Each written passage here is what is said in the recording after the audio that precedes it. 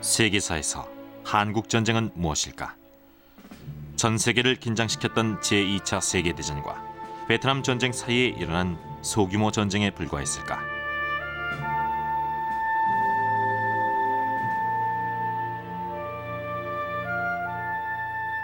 그러나 실상은 전혀 다르다. 아시아의 패권을 놓고 벌어진 피비린내 나는 전쟁이었으며 혹독한 추위와 지칠 줄 모르는 적에 맞서야 했던 처절한 전쟁이었다.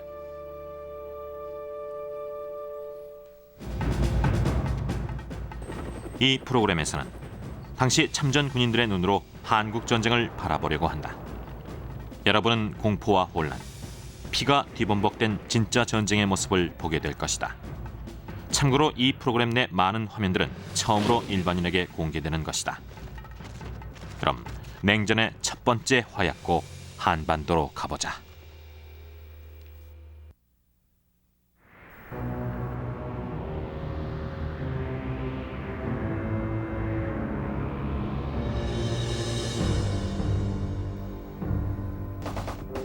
(1950년 11월) 말 유엔군은 고전을 면치 못하고 있었다.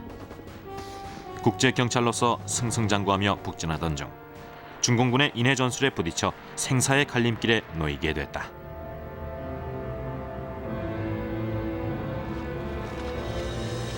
서부전선의 제8군이 격전을 치르는 동안 동부전선의 제10군단은 장진호로 북상 중이었다.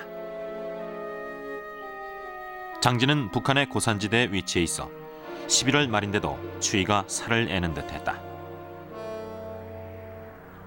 수온지가 영하 40도까지 내려갔고 시속 60km의 강풍은 체감 온도를 더욱 떨어뜨렸다.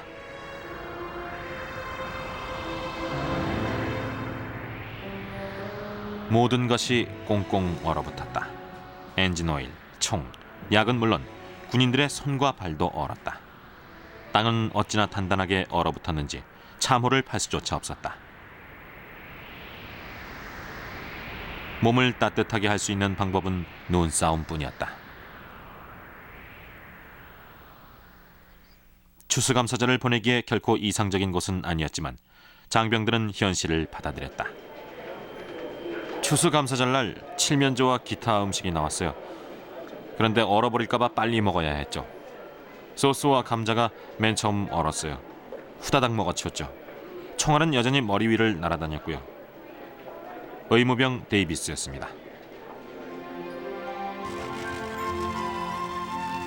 추위와 적의 공격으로 미 제1해병사단의 고생은 말도 못했다. 군인들은 몇 주째 옷도 갈아입지 못했고 먹는 것도 부실했으며 영하의 추위로 잠도 거의 자지 못했다.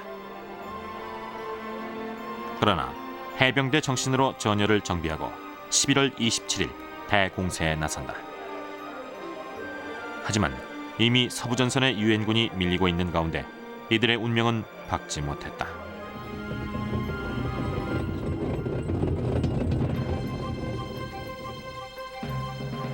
미 제1해병사단의 목표는 장진 서쪽으로 해서 북한 정부가 도피 중인 강계까지 가는 것이었다.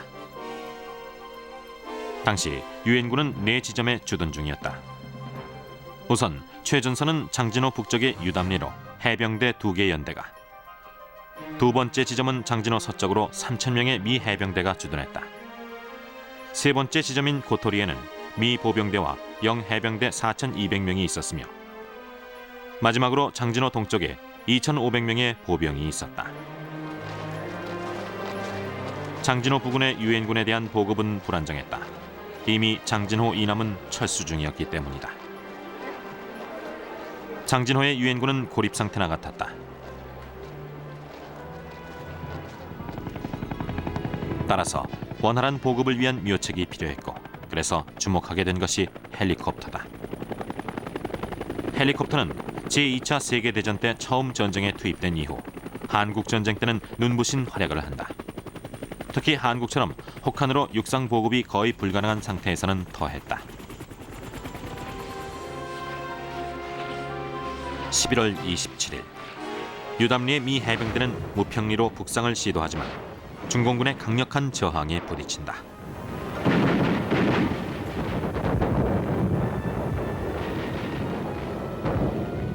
이에 즉시 미 해병대는 공세에서 수세로 작전을 바꾸고 유담리로 후퇴해 중공군의 공격에 대비한다.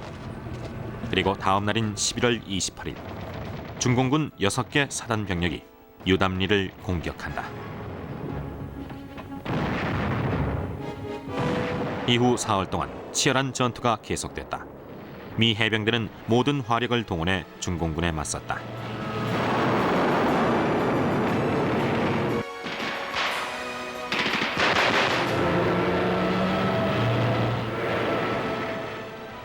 동해의 항공모함에서 출격한 폭격기들이 적진에 포탄을 퍼부어댔지만 역부족이었다.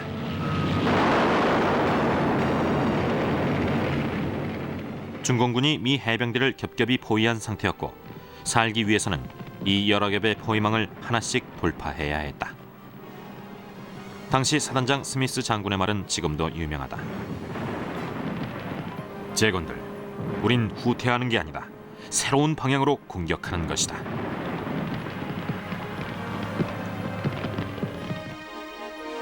한편 장진호 동편의 상황은 이보다 더욱 나빴다. 미 제7보병사단이 해발 1000m가 넘는 고지에서 포위돼 완전 고립된 상태였다. 어느 쪽으로 나가려고 해도 치열한 전투를 치러야 했다. 겁에 질린 미군들이 장진호의 차가운 물속으로 뛰어들거나 산속으로 들어가면서 상당수 행방불명됐다. 중공군의 포위망을 뚫고 후방의 아군과 합류하기 위해 특수임무부대가 조직됐다. 이들은 부상병을 실을 트럭만 챙기고 나머지 무기와 차량을 모두 파괴했다. 12월 1일 탈출이 시작됐다. 사방에서 적의 탄환이 날아왔고 공군의 항공 근접 지원으로 아군이 쏜 네이팜탄까지 위험할 정도로 가깝게 날아왔다.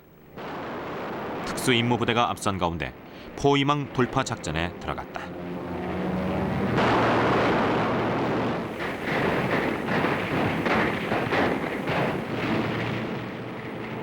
포위망을 뚫고 나오던 제7보병사단은 중공군이 들끓는 마을에 도착한다. 이제 다른 곳으로 돌아갈 수도 없는 상황. 정면으로 돌파해야 했다. 마을에 도착할 당시 2,500명이었던 미 보병 가운데 살아남은 것은 1,000명뿐이었다. 전우의 시체를 끌고 나오기도 부족한 숫자였다. 장진호 전투는 2주간 계속됐고 유엔군은 간신히 안전한 곳으로 철수했다. 장진호 전투는 현대 전쟁사에서 전설처럼 회자되고 있다.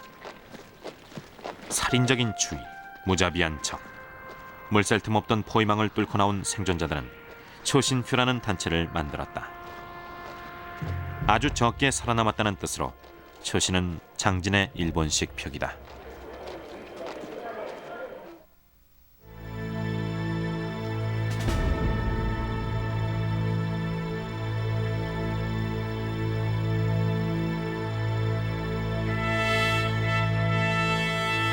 (1950년 11월) 메가더 총사령관은 유엔군이 무너지는 것을 애통한 마음으로 지켜봤다.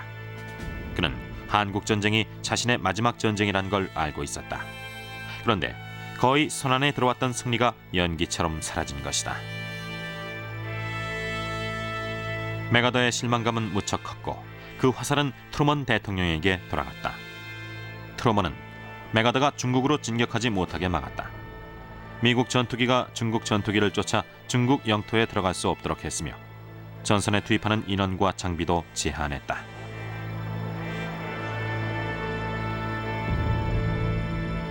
(11월 28일) 메가더 총사령관은 국방부에 이에 대한 불만을 써서 보냈다. 지금 우리는 새로운 전쟁을 치르고 있습니다. 선전포고도 없이 끼어든 중국과의 전쟁을 치르고 있습니다. 우리 사령부는 할 수 있는 모든 조치를 취하고 있지만 현재 상황은 우리의 능력과 통제권을 넘어섰습니다. 메가더 총사령관. 그렇지 않아도 원만하지 못했던 트루먼과 메가더의 관계는 유엔군이 열세에 몰리자 더욱 험악해졌다. 2달 전에 물밀듯이 북상했던 유엔군은 다시 쫓기듯이 남하해야 했다. 유엔군의 후퇴 행렬은 북한 주민들의 합류로 거대하게 불어났다. 수많은 북한 주민들이 탈북했다.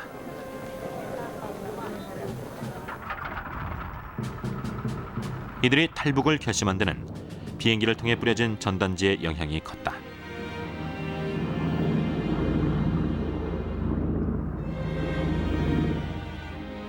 전단지는 공산주의의 폐해를 경고하고 자유세계의 안정된 모습을 선전했다. 공산 정권의 염증을 느끼고 있던 북한 주민들에겐 솔깃한 얘기들이었다. 한편 중공군의 공세는 계속됐다. 크리스마스가 다가오면서 유엔군의 사기는 밑바닥이었다. 당시 유엔군은 워싱턴의 소극적인 태도에 불만이 높았다. 전력으로 보면 분명히 적보다 우세한데 워싱턴의 제약으로 전력을 마음껏 쓸 수 없었고 이로 인해 전쟁에서 밀리고 있다고 여겼다. 만약 워싱턴의 제약이 없다면 크리스마스를 한국이 아닌 고향에서 맞이했을 거라고 생각했다.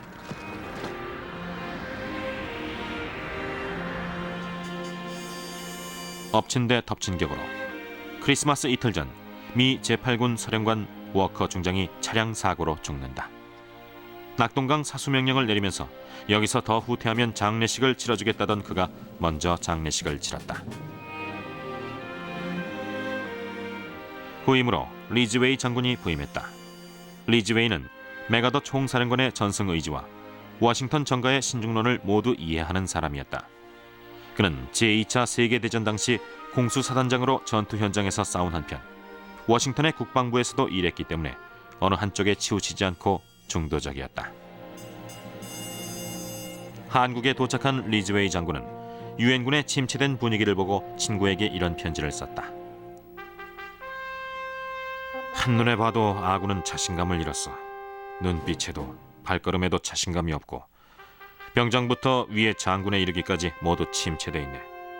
활기 넘치는 군대의 모습, 공격성 같은 건 전혀 찾아볼 수가 없어. 리즈웨이 장군. 반면 중공군의 공세는 꺾일 줄 몰랐다. 새해가 시작될 무렵엔 38선을 넘어 서울을 압박해오기 시작했다. 리즈웨이 장군은 서울 북쪽에 약간의 방어 병력만 남기고 모두 한강 이남으로 후퇴할 것을 명령한다. 방어 병력을 남긴 건 잠시 적의 공세를 늦추려는 의도였다. 중공군 7개 군단이 곧바로 서울을 향해 진격해왔고 유엔군은 또다시 열세에 몰렸다.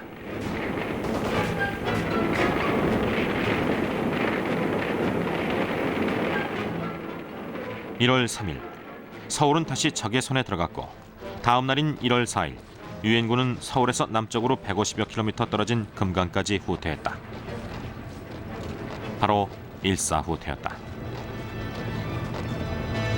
넉 달 동안 수많은 사상자만 내고 다시 원점으로 돌아왔다. 그래도 다행히 획기적인 의료 체계로 많은 부상자들이 목숨을 구할 수 있었다.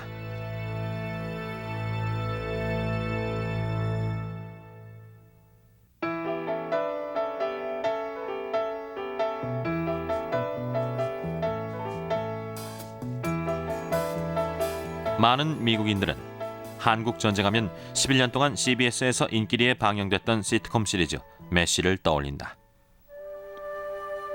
메시는 이동 육군 외과병원의 영어 약자로 쉽게 말해 기동성을 갖춘 야전병원이다. 실제 한국 전쟁 중의 야전병원은 시트콤 메시의 웃기고 신나는 야전병원과는 달랐다.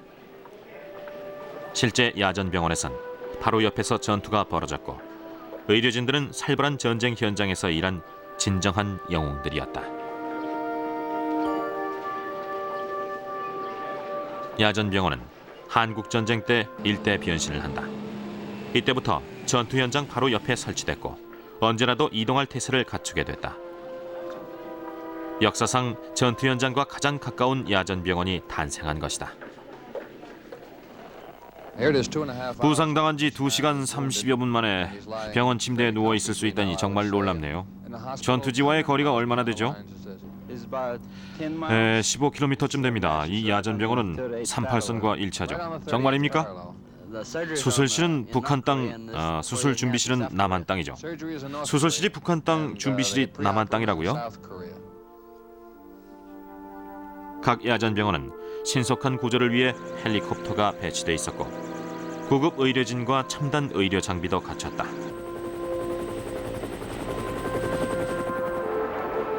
이 야전병원의 기본 기능은 일명 미트볼 수술이다. 미트볼 수술이란 부상자가 후방에 제대로 된 병원으로 이송될 때까지 가능한 모든 외과 조치를 취하는 것을 말한다.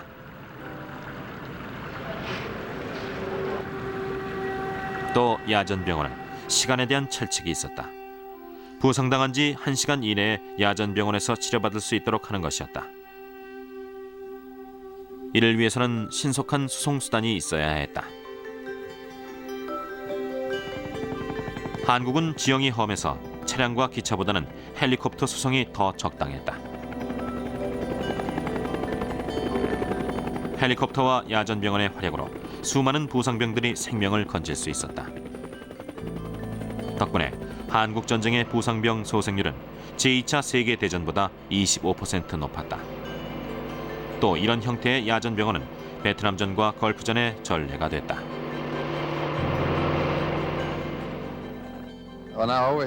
이쪽으로 와보니까 부상병을 엑스레이실로 옮기고 있는 것 같은데 잠깐 설명 좀 해주시겠습니까? 다리에 엑스레이 사진을 찍으러 갑니다. 성함이 바비 그린입니다. 의사세요? 아니요, 보조원이요. 금방 다시 오나요? 어때요? 몇 분이면 끝나요. 여기 야전병원은 뭐든 참 빠르네요. 30분 안에 수술을 결정해야 되니까요. 어쩌다 전투가 없을 때의 야전병원은 시트콤 메시의 야전병원처럼 여유가 있었다. 여자 의료진들도 남자들과 함께 부상병을 치료했다. 1951년 후반, 전쟁이 소강 상태를 보이자 배구를 하는 모습도 볼 수 있었다. 기다리는 시간을 때우기엔 그만이었다. 그러나 일단 부상병들이 들어오기 시작하면 의료진들은 바쁘게 움직였다.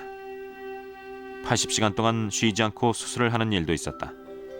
이들이 사흘 동안 하는 수술은 일반 병원에서 1년 하는 수술보다 더 많았다. 의료 행위의 기준도 조금 달랐다. 우리의 목표는 부상병을 어떻게든 살려서 후방으로 보내는 것이었습니다. 물론 부상병의 손가락이나 팔, 다리도 중요하지만 생명을 구하기 위해 잘라야 할 때는 잘랐죠. 우리는 다리 한쪽을 구하느라고 뒤에서 기다리는 부상병의 생명을 위태롭게 할 수 없었습니다. 후커 군의관이었습니다. 한국 전쟁 중 야전병원의 활약은 눈부셨다. 유엔군이 전쟁을 수행하는 데 든든한 힘이 되어줬다.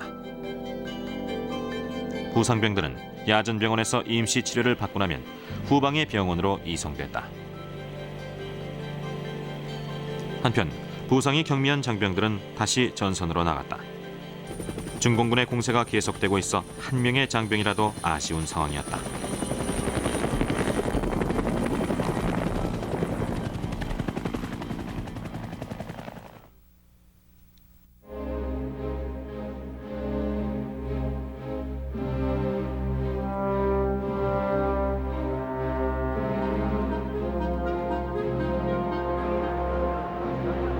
(1951년 1월) 중공군은 인해 전술을 펼치며 유엔군을 계속 남쪽으로 밀어붙였다. 그러나 그 기세는 오래가지 못했다. 전선이 넓어지고 보급이 원활하지 못한 상태에서 중공군의 공세는 힘을 잃고 있었다. 리즈웨이 장군은 곧 반격할 날이 오고 있음을 확신했다. 사실 저는 중국의 지도자 모택동이 왜 이 전쟁을 계속하는지 전혀 이해할 수가 없습니다. 이 정도 우리하고 싸워봤으면 스스로 느낄 때도 됐다고 봅니다. 현재 중국의 능력으로는 한반도에서 우리 미국을 절대 이길 수 없다는 것을 말이죠. 계속 이런 식으로 나오면 정말로 본때를 보여줄 생각입니다. 리즈웨이 장군은 특수임무부대를 조직해 중공군의 동태를 알아오도록 지시했다. 특수임무부대는 적진으로 침투했다. 그런데 금강에서 수원까지 올라가는 동안 이렇다 할 중공군을 만나지 못했다. 또한 정찰기들은 적군이 남진을 하는 대신 북진하고 있다고 보고해왔다. 납득할 수 없는 상황이었다. 적의 사정이 무엇이든 리즈웨이 장군은 반격을 결정한다. 공산군을 서울에서 몰아낼 작전을 짜기 시작했다. 1월 25일 작전명 천둥번개가 떨어졌다. 유엔군이 대반격을 시작하자 공산군은 뿔뿔이 흩어졌고 단 며칠 만에 힘들이지 않고 인천과 김포 비행장을 탈환했다. 2월에 들어서자 한강까지 진격해 강 건너로 서울을 볼 수 있게 됐다. 5개월 전의 상황이 되풀이되고 있었다. 유엔군은 공산군이 물러나는 이유를 알지 못했지만 이 기회를 최대한 이용해야 한다고 생각했다. 리즈웨이 장군은 나폴레옹의 다음 말을 인용했다. 마을은 신경 쓰지 말고 포로들만 데려와라. 리즈웨이 장군은 점령 지역을 넓히는 것보다 중공군에게 타격을 입히는 데 중점을 뒀다. 그의 판단으론 한국전쟁은 유엔군의 화력과 중공군의 인해 전술의 대결이었다. 그런데 이때 양쪽 다 예상치 못한 변수가 생겼다. 폭우가 쏟아져 사방이 물바다와 진흙탕으로 변했다. 양쪽 다 꼼짝할 수 없게 됐다. 같은 상황에서도 더 큰 타격을 입은 쪽은 중공군이었다. 폭우와 미군의 폭격으로 보급이 끊겨 식량 배급이 제대로 이루어지지 않은 것이다. 흔히들 군대는 배가 차야 싸울 수 있다고 하는데 중공군은 그렇지 못했다. 반면 유엔군의 식량 배급은 원활했다. 게다가 닷새 동안의 휴가가 실시된 덕분에 유엔군의 사기는 한껏 올라갔다. 미군은 최전선의 보병들에게 닷새 동안의 일본 휴가를 실시했다. 장병들은 실컷 먹고 자고 놀며 꿀맛 같은 휴가를 즐겼다. 그리고 100% 충전돼 전쟁터로 들어왔다.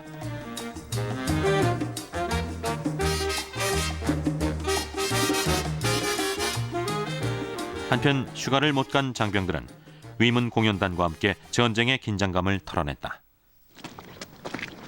1951년 3월 1일 활기를 되찾은 유엔군은 한강을 건너 서울을 되찾기 위해 다시 공세를 펴기 시작했다.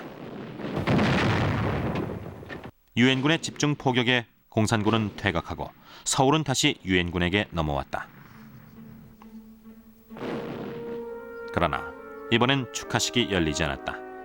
4번이나 주인이 바뀌면서 서울은 완전히 폐허가 돼 있었다. 유엔군은 계속 북진했고 3월 말엔 38선에 도착했다. 그러자 6개월 전의 상황이 그대로 재현됐다. 어디까지 북진할지를 놓고 격론이 벌어진 것이다. 트루먼 대통령은 정전 협상을 원했다. 첫 번째 실패를 보고 한국 통일은 오판이며 또다시 북진하면 괜한 미군들의 목숨만 잃는다고 생각했다. 메가더 총사령관의 생각은 달랐다. 그는 중국 전체로 해상 봉쇄령을 확대하고 중국 본토에도 공습을 가해야 한다고 주장했다. 이에 격분한 트루먼 대통령은 4월 11일 메가더 총사령관을 전격 해임한다. 이러한 조치를 취하게 되어 저도 안타깝기 그지없습니다. 메가더 장군은 미국의 가장 위대한 군 지휘관입니다. 그러나 지금은 메가더라는 개인보다 세계의 평화가 더 중요합니다. 메가더의 해임은 급작스러웠고 이로 인해 트루먼 대통령의 인기는 추락했다. 반면 메가더는 영웅 대접을 받으며 귀국했다. 귀국한 메가더는 미 의회에서 유명한 연설을 한다. 여러분, 노병은 죽지 않고 다만 사라질 뿐입니다.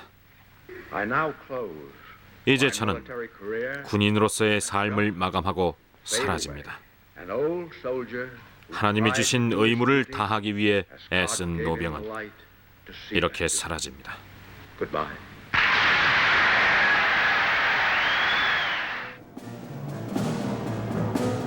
메가던은 사라졌지만 전쟁은 계속됐다.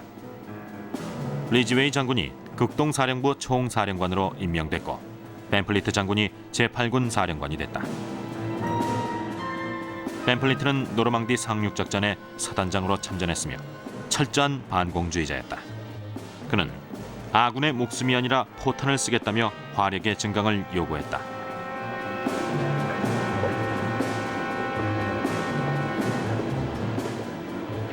유엔군의 화력이 증강되면서 적의 기세는 더욱 위축됐다. 중공군이 대거 철수하고 있는 것처럼 보였다. 그러나 항공정찰기의 보고를 분석한 결과 중공군은 제2의 공세를 준비하기 위해 집결 중이었다. 그러나 이번엔 유엔군도 대비책이 있었다.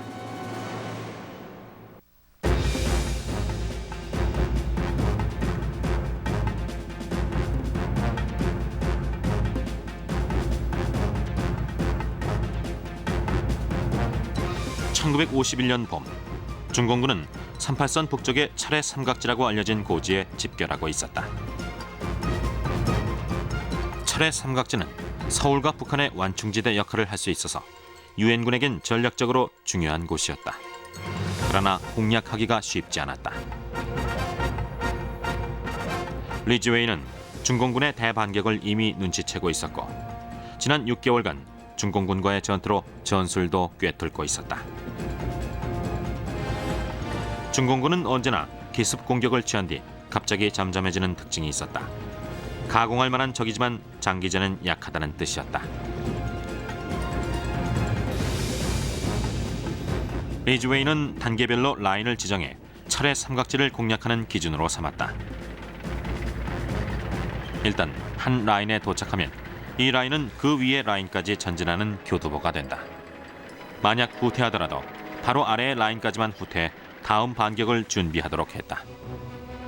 각 라인은 미국 주의 이름을 따서 붙였다.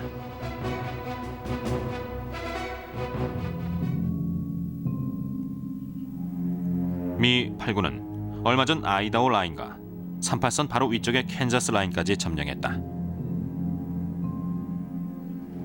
다음 목표 라인은 유타 라인으로 캔자스 라인이 그 교두보가 된다. 마지막으로 와이오밍 라인을 점령하면 철의 삼각지에 근접하게 된다.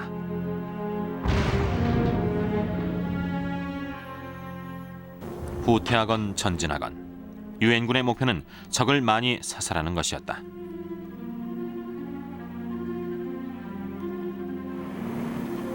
(4월) 말 유엔군이 유타 라인까지 점령하고 와이오밍 라인 공략을 준비하던 중 중공군의 공세가 시작됐다.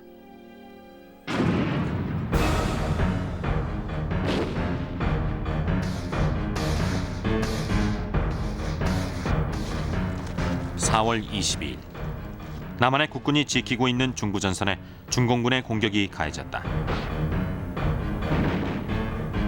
중공군은 또다시 유엔군의 전선을 두 동강 내려고 했다. 그러나 이번엔 리즈웨이가 정해놓은 라인이 있었다.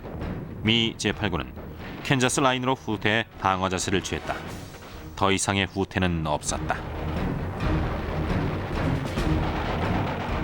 일주일 동안 적은 보급도 제대로 받지 못하면서 한반도라는 작은 땅덩어리를 위해 엄청난 인명피해를 입게 됐다.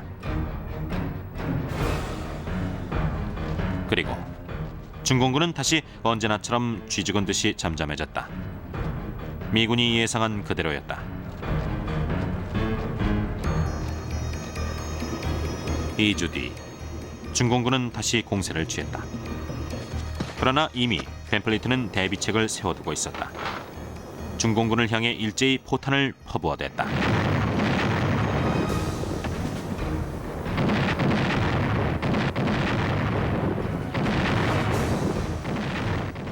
단 24시간 동안 한 포병대대에서 포탄 12,000발을 발사했다. 유엔군이 쏴댄 포탄은 중공군 진영으로 날아가 비오듯이 쏟아졌다.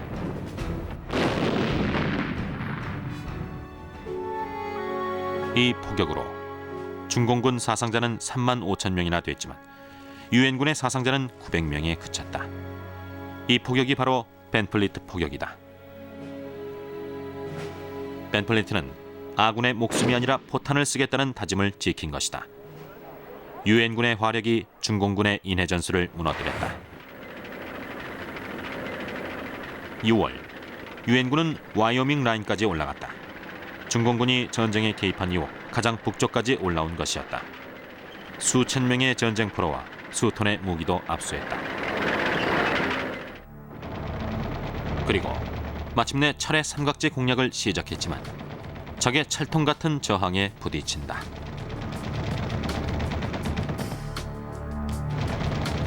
유엔군은 철의 삼각지에 열흘 동안 밤낮을 가리지 않고 포격과 공습을 시행했다. 결국 적은 무너지기 시작했다. 유엔군은 탱크를 앞세우고 들어가 철의 삼각지를 장악했고 중공군 개입 이후 가장 유리한 위치에 서게 됐다. 미국 입장에선 정전 협상을 시작할 때였다. 중공군을 완전히 눌러 이기려면 앞으로 몇 년이 더 걸릴지 알 수 없는 노릇이었다. 또 그러려면 수많은 인명피해를 감수해야 했다. 때문에 협상을 통해 전쟁을 끝낼 때라는 데에 의견이 모아졌다.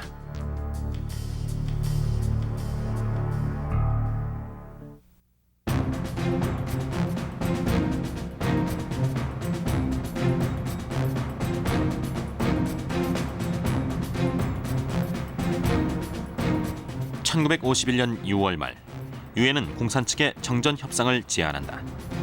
그리고 이틀 뒤 공산 측이 이 제안을 수락한다. 평화의 기운이 싹트기 시작했다. 초기에 정전 협상은 개성에서 열렸다가 곧 판문점으로 옮겨진다. 빨리 끝날 것이라는 애초의 기대와 달리 정전 협상은 전쟁만큼이나 힘들었다.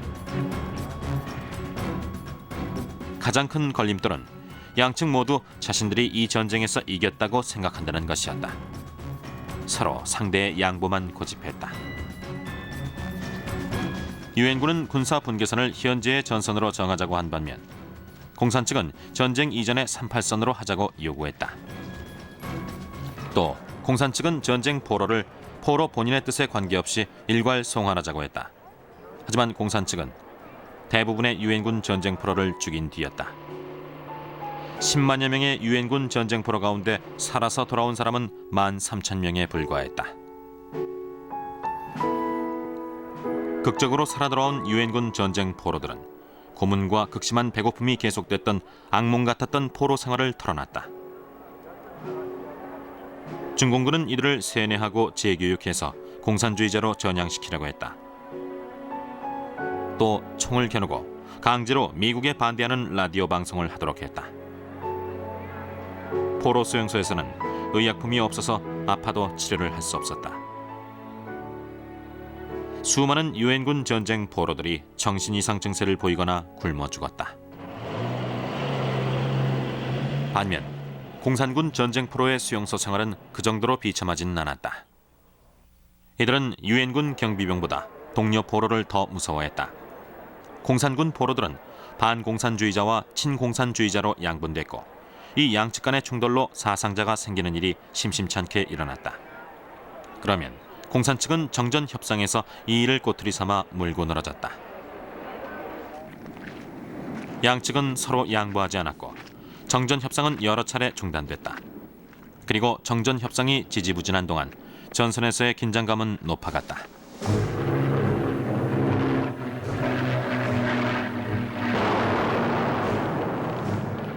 특히 긴장감이 높았던 곳은 38선 바로 위에 철의 삼각지였다.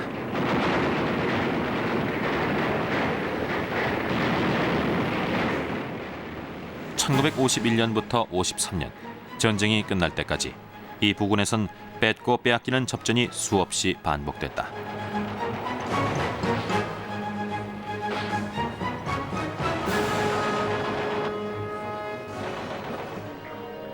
그러다 잠시 전투가 없을 때는 다른 일로 바빴다. 다음 전투를 위해 고지를 튼튼히 정비해야 했다. 철의 삼각지 부근은 양측 군인들이 판 참호가 사방에 널렸다. 참호에서 퍼낸 흙으로는 모래주머니를 만들어 쌓아 올렸다.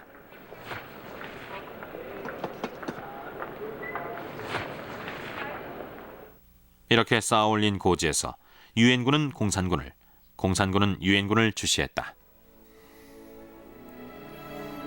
시간이 남으면 사진을 찍기도 했다.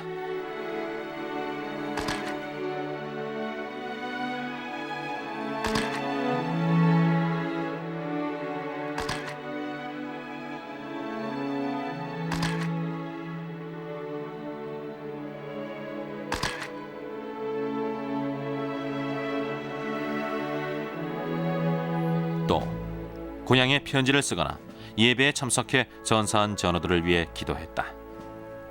그러나 자신들을 위한 기도는 하지 않았다. 죽은 전우들을 위해 기도했고 내가 죽게 되면 고통 없이 빨리 죽게 해달라고 기도했죠. 하지만 살려달라는 기도는 하지 않았어요. 나만 살려달라고 기도하는 건 이기적이니까. 카치 이등병이었습니다. 이들의 이기적인 기도는 단 하나, 고지를 차지할 수 있게 해달라는 것이었다. 1952년 여름, 미 제8군은 여전히 북측 고지를 주시하고 있었다. 전쟁이 끝나기 전에 북측의 고지를 하나라도 더 뺏고 싶은 생각이 간절했다. 하지만 그것은 공산 측도 마찬가지였다.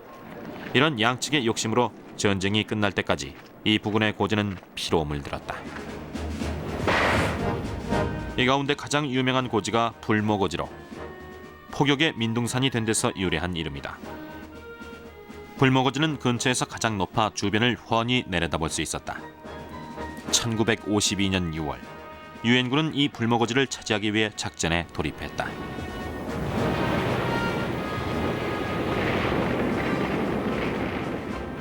보병부대가 적의 포탄이 쏟아지는 가운데 간신히 불모고지를 점령했지만 곧 중공군에게 빼앗기고 만다.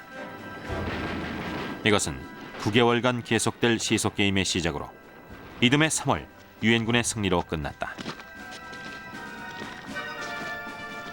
양측 군인들은 정전 협상에 유리하지 않을까 하는 생각에 고지 쟁탈에 온 힘을 다했다.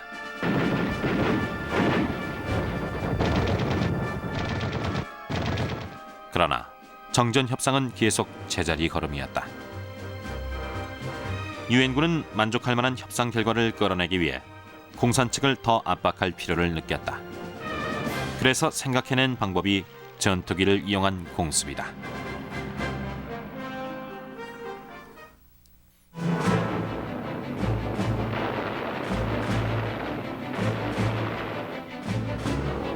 한국 전쟁에서 유엔군이 확실히 우위를 점했던 부분은 제공권이다. 유엔군이 참전해서 마지막 전투가 끝나는 날까지 유엔군의 전투기는 북한을 가차없이 폭격했다.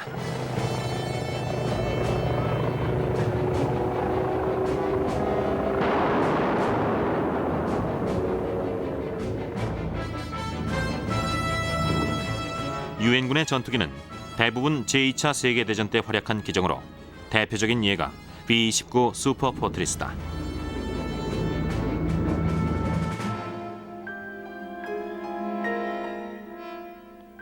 한편 한국전쟁에 새로 투입된 차세대 전투기들도 많았는데 이런 점이 전세에 유리하게 작용했다.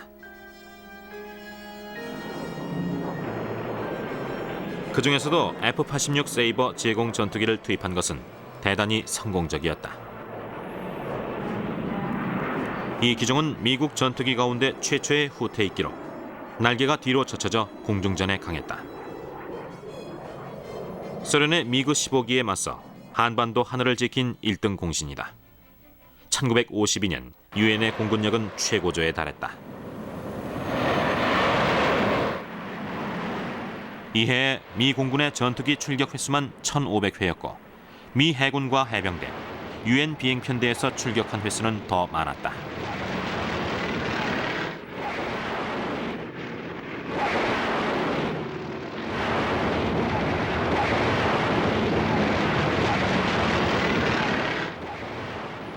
(1952년) 여름, 유엔군의 전투기가 북한 상공을 위협했다.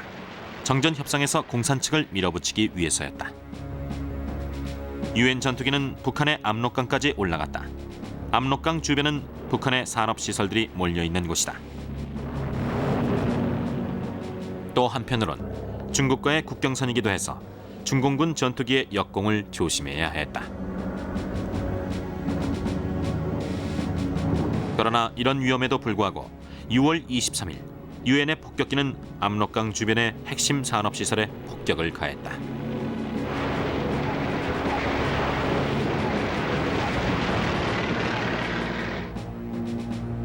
제1 목표는 수력발전소였다. 세이버기가 중공군의 미거기를 감시하는 동안 폭격기가 수력발전소를 명중시켰다.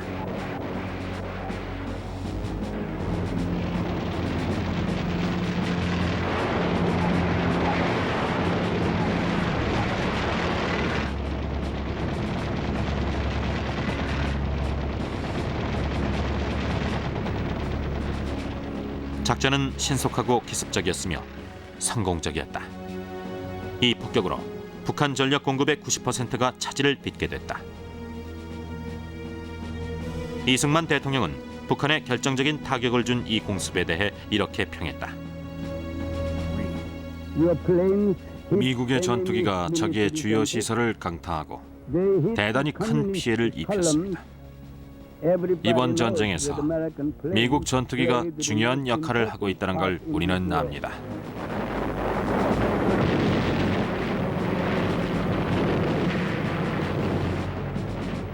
그러나 공산군은 이런 치명적인 공습에도 여전히 뻣뻣하게 나왔다.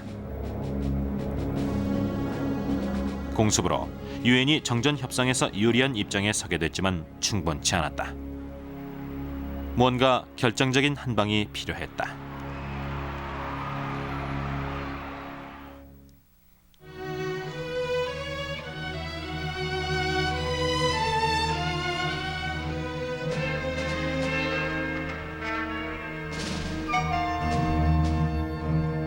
한국 전쟁은 1952년 미국 대통령 선거의 주요 쟁점이었다. 미국민들이 질질 끄는 전쟁의 실증을 내고 있는 가운데 민주당은 공화당 후보 아이젠하워 장군에 맞서 고전 중이었다. 아이크라는 애칭으로 불렸던 아이젠하워 장군은 제2차 세계대전 때 서유럽 주둔 연합군 사령관이었다. 메가더도 그 앞에서는 조연이었다. 반면 트루먼 대통령은 길어지는 한국전에 대한 책임을 져야 할 상황이었다. 한국전쟁이 3년째로 접어들자 미국민들은 전쟁의 염증을 느끼고 하루라도 빨리 전쟁을 끝낼 대통령을 원했다. 10월 말 아이젠하워는 이런 기대에 부응하는 약속을 한다. 저는 한국에 가겠습니다. 가서 직접 보고서 어떤 것이 미국민을 위하고 평화를 위한 최선의 방법인지 알아오겠습니다. 대통령에 선출된 아이젠하워는 약속을 실행했다. 한국의 최전선으로 날아와 장병들을 만났다.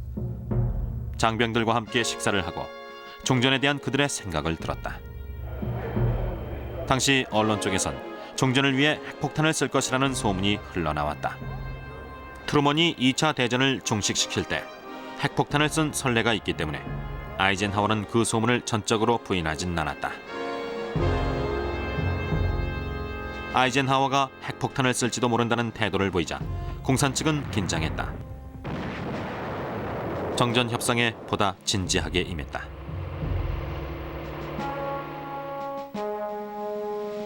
아이젠하워의 대통령 취임 석 달 뒤 중국에서 전쟁을 끝내고 싶다는 뜻의 편지를 보내왔다.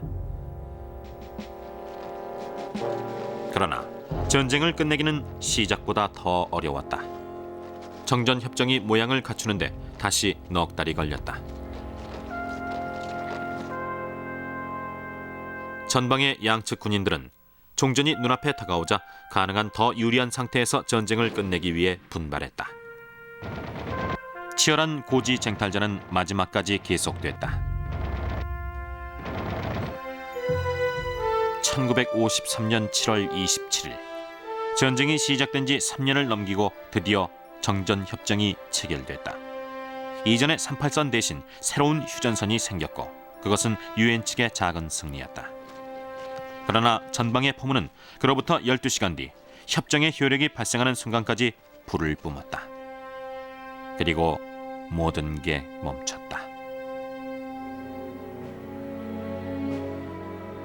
한국전쟁 3년 동안 300만 명이 넘는 사상자가 발생했다. 군인은 물론 민간인들까지 다치고 죽고 행방불명됐다.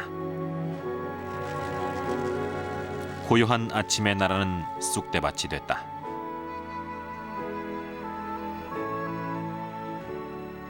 또 전 세계 20여 개국이 유엔군 혹은 공산군 편이 되어 상대에게 총뿌리를 겨눴다.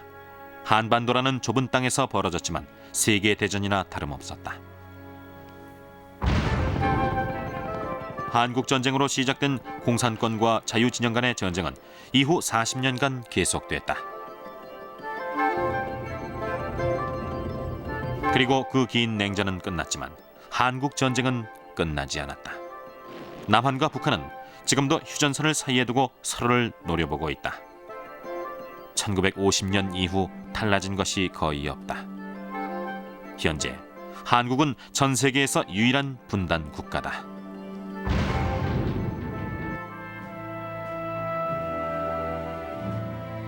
불안한 그림자는 여전히 한반도를 뒤덮고 있지만 한반도의 평화를 위해 싸운 이들의 희생정신은 전쟁사에서 가장 고결한 것이었다. 이들은 좌절의 시기에 용기를, 냉담의 시기에 신념을, 도저히 감당할 수 없을 것 같은 역경의 시기에 불굴의 의지를 보여줬다. 우리는 이 용감한 군인들에게 감사해야 할 것이다.